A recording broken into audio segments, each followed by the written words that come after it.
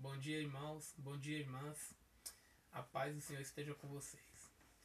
Eu queria ter postado este vídeo dia 21 de dezembro, que foi o dia que eu abri os olhos, que foi o dia que eu nasci de novo. Quando eu digo eu nasci de novo, por quê? Porque há uns dias atrás, mas contando assim exatamente há um ano, eu tive uma inflamação nas amígdalas. Aí eu fui ao médico, tomei uma bezetacil. Essa bezetacil desencadeou uma reação alérgica na qual minhas amígdalas incharam e fechou minha garganta. E eu não conseguia mais respirar. E eu ficava pensando, meu Deus, eu vou morrer. Eu não posso morrer, meu Deus, me ajuda. E eu ouvia minha esposa clamando a Deus por mim, para me salvar, clamando, pedindo socorro para alguém me socorrer. Eu ouvia minha mãe dizendo para Deus, salva meu filho, não faz isso comigo, Deus, me ajuda. E chamaram meu irmão para levar a gente, e ele tem um carro a álcool. E carro a álcool, quando desligado um tempo, para ligar ele para poder sair, tem que esperar esquentar alguns minutos. Só que como ele tinha acabado de chegar, foi somente ligar e a gente partir para o hospital. Chegando no meio do caminho, havia um carro da polícia no sinal, no farol, e tinha uns carros na frente, ou seja, tinha um trânsito. E o meu irmão buzinou e os policiais perguntaram o que está acontecendo. Aí ele falou, meu irmão está morrendo. Você pode abrir caminho para a gente poder levar ele até o hospital? Eles abriram o caminho, graças a Deus. E em meio a isso eu ficava pensando, meu Deus, eu vou morrer, eu vou morrer. Eu sentia o coração acelerado, o pulmão encolhendo. Eu sentia a minha morte. E enfim, cheguei ao hospital, fui direto para UTI. E os médicos falaram para minha esposa, para minha mãe, ó, vão para casa, vem aqui amanhã visitar ele que a gente vai dar notícias dele. E no outro dia, ela foi lá me visitar. E o médico falou, ele tá muito ruim, tá respirando por aparelhos, tá com suspeita de tuberculose e pneumonia. Aí ele perguntou para ela, você sabia que ele tinha pneumonia? Ela falou que não, que ele fez check-up e tudo e nunca tinha acusado. Ele falou, pois é, ele tá com os dois pulmões pretos. Perguntou se eu era fumante, ela falou que não.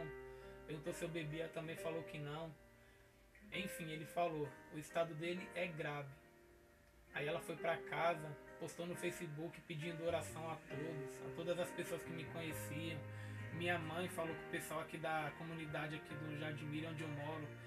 Falou com algumas pessoas, inclusive essas pessoas fizeram vigília de oração por mim, pedindo para Deus fazer esse milagre. Falou com a irmã Rita, pediu para o seu esposo, pastor Marcos, da Igreja da Graça, orar por mim. E ele foi lá no hospital, me visitou, colocou a mão sobre o vidro, pois não podia entrar na sala que eu estava no isolamento. Ele fez uma forte oração por mim e colocou tudo nas mãos de Deus. E o pessoal da minha empresa também se comoveu, fez uma grande corrente de oração por mim também. O pessoal, meus primos de Recife, meus primos do Maranhão, enfim, muita gente fez aquela intercessão por mim. E no outro dia ela foi me visitar mais uma vez e o médico falou, ele está com infecção no rim e o quadro dele não está melhorando. Está respirando por aparelhos, está entubado e a gente não tem assim uma previsão exata do que pode acontecer com ele, mas provavelmente ele não vive. E se ele viver, ele vai ficar com sequela no cérebro, vai ter dificuldade para falar, dificuldade para andar, ou caso de uma emergência maior, a gente vai ter que abrir a garganta dele e colocar um tubo no meio da garganta dele, que é aqui, onde tem muita pessoa que respira através da garganta. E isso ia acontecer comigo.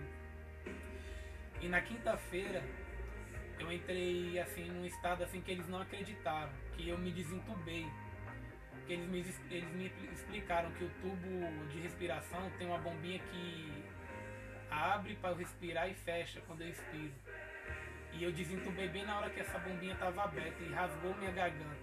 E aí foi sangue para tudo quanto é lado. O enfermeiro disse para minha esposa que a sorte, que eles falam sorte, né? A sorte foi que ele havia esquecido o medicamento nessa sala, eu estava, e voltou. Quando ele voltou, ele viu eu gritando, com o olho virado, sangue saindo da minha boca, caindo na cama que eu estava, espirrado pela parede.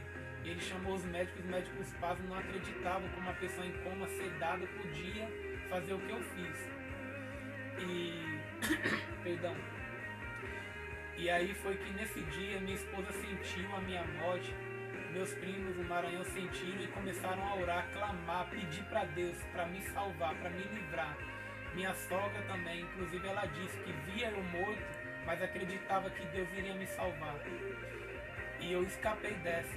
Os médicos me entubaram novamente, falaram para minha esposa o que aconteceu, falou que eu tive duas paradas respiratórias, uma cardíaca, e que realmente foi um milagre, que eu morri 2 vezes e voltei. Realmente foi um milagre eles terem conseguido fazer eu voltar a respirar.